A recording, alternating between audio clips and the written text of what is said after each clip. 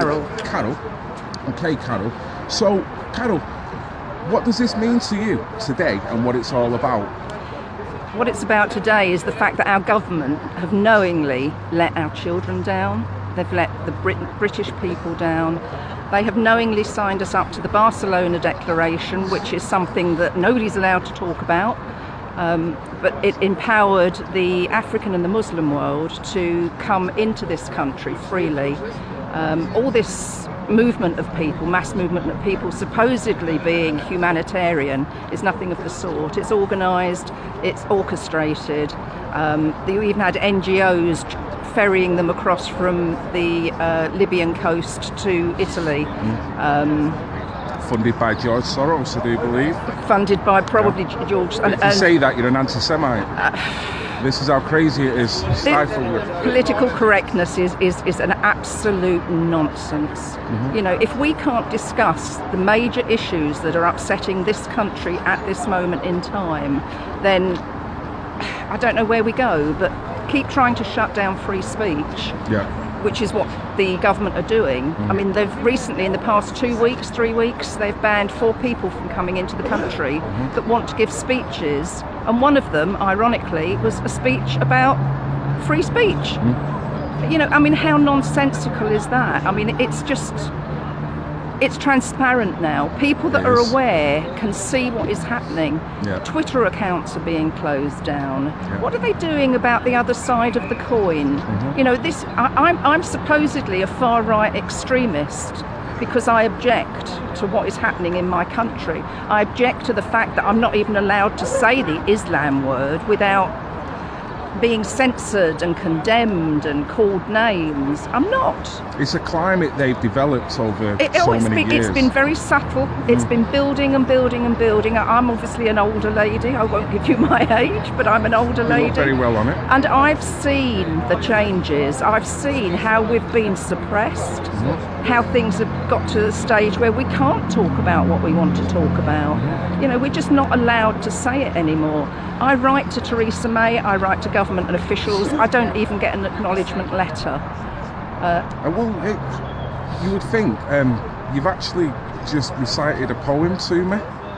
Now, I would love you to read that poem because apparently you've sent that to Theresa May as well. I've sent this to Theresa May. Okay. I sent a lot of stuff to Theresa May. So I wrote this after last week's demonstration in Birmingham. Right.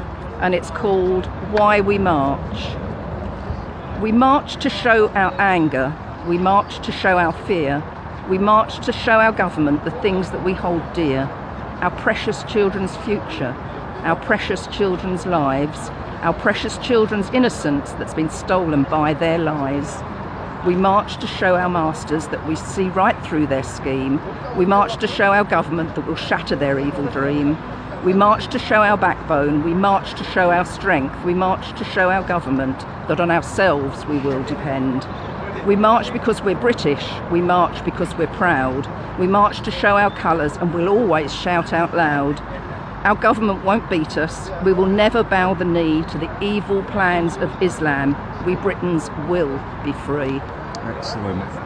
So do you reckon you're going to get a response from Theresa the Appeaser? I don't get any responses whatsoever. I don't even get acknowledgements to my emails. And I think I don't just do it in poem form. I've sent her a few poems and they come from my heart. But I think they touch a chord with a lot of people. Of course.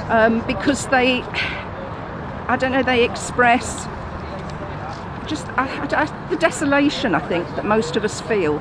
And I do think we are desolate because we haven't got a voice and we're losing that voice. We're in an environment of the book burning age, aren't we? Yeah. Whereas if you've got certain views, you're castigated and put to one side. Now, the psychology of doing any of that to an individual is going to have an elastic effect because they're going to have kickback if you're not going to let people redress. They can't keep pushing us down because we will fight back. You know, we've lost a lot of our backbone, and certainly our politicians have lost their backbone. but we will fight back. You know, you can't push a cat into a corner and not expect it to come out fighting, and we will. And I'm not advocating violence. No, not at all. And none of us advocate violence. Yeah. But the way they're pushing us, do you think it will happen? Do you think they know this and they're waiting for that final kick-off to then be able to fully bring the police state in?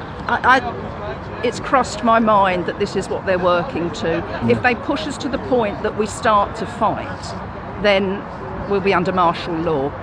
With the amount of identity politics and how everything's so polarised, that's the only conclusion I can get. It's the polarisation that I don't understand. Nobody can debate and talk anymore. Yeah. And part of that is the closing down of free speech. It happens on the university campuses. You know, they have their little safe spaces where, nobody must upset them. Yeah, with crayons and teddy bears. These are people that are going to be ruling the country in 10 or 15 years' time. It beggars belief. I know. You know, the fact that in university, where our children's minds should be as open as they're ever going to be to debate, argument, discussion, they're being closed down. They're barring people from going to give speeches.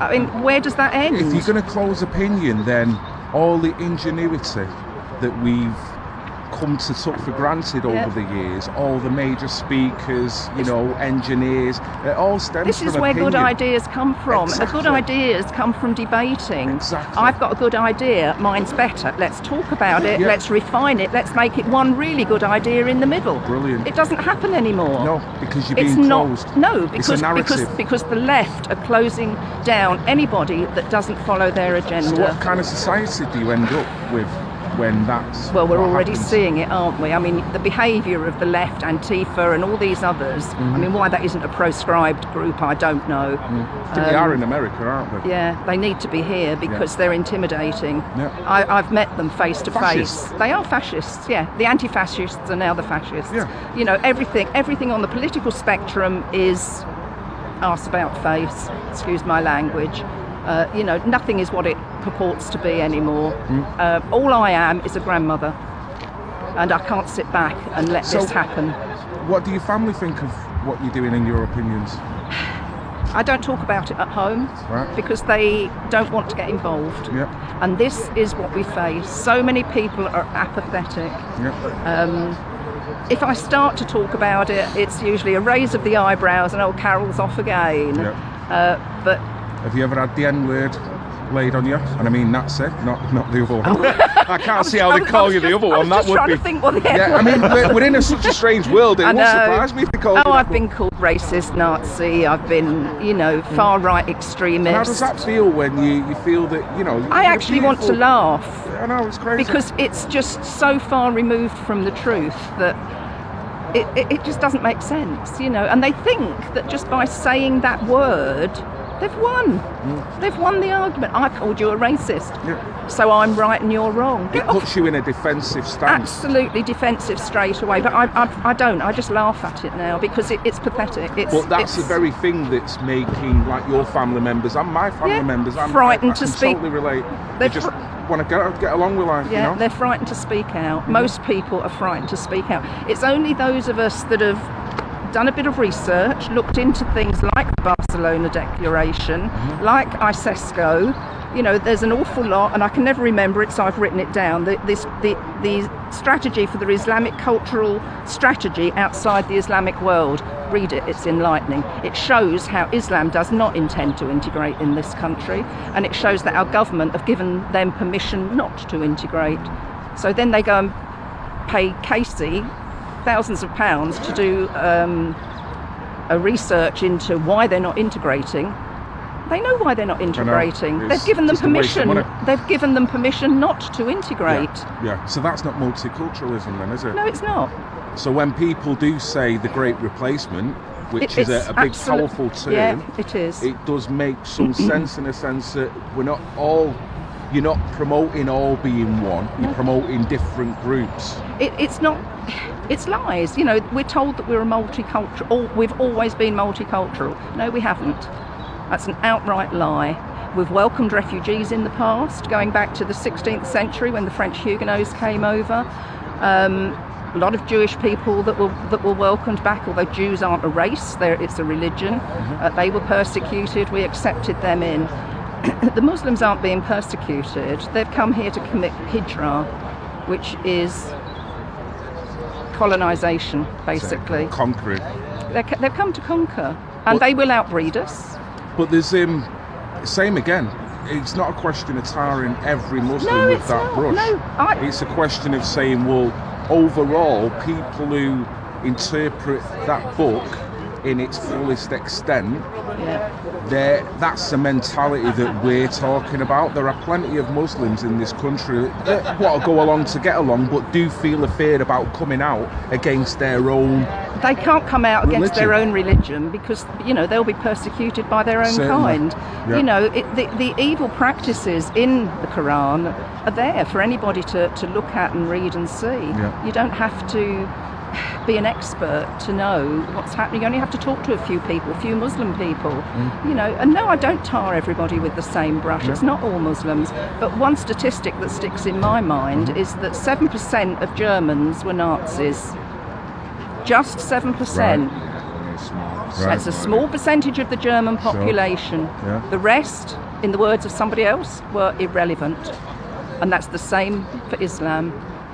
It's a percentage, a small percentage that want to colonise this country. It's not as small as you think. It's been, you know, Saudi Arabia, and that's another story going on with the, you know, the little cozying up she had with the Crown Prince the other week. You know, I'd love to know what she's agreed for us now. Well, selling us out some way, one way or the other. Yeah, there will be something along those lines. I know I sound very negative about things, but I'm afraid there's not a lot to be positive about. No, I mean, the one positive thing is that people like you, like John, we're all here. You're not alone in the way you think. And I think this is why I come to the marches, because I sometimes think, am I getting caught up in this little bubble of, you know, this world that perhaps isn't as bad as I think it is? And then I come to speak to other people, and I think, no, I do have. But that's a system of telling you. That's almost like the system having that little seed of doubt in your head, as if to say, "Are you taking this too far?" Yeah. And then when you step back and you go, "Hold on, I'm not taking it too far. Because look what is happening." From what I've been, from the years of me growing up, and all the different, you know, areas that I've been through when my growing children were growing up, or when they were in their young teens, if they went out, or teens, when they went out for a night out, I'd say to them, if you get stuck, get a taxi, Mum will pay when you get home. Right. I wouldn't say that to my kids now. Yeah. I wouldn't say it to my grandchildren. It would be, I'll turn out, even if I have to get out of bed, I will turn out, because I wouldn't trust them in a taxi. Concerns. Yeah. You know, now whether I'm right or wrong in that, I don't know. But you know, the grooming gangs that are operating now, and this use of the word Asian, I think, is insulting to a lot of Asian people. Yeah. Call it what it is, and then address the issue and deal with it. Well, that in itself is racist. Yeah. It is, because they're condemning all other races for crimes that are being committed by one section. I can't remember the statistics now, but it's something like 4% of the population carrying out 84% of these crimes.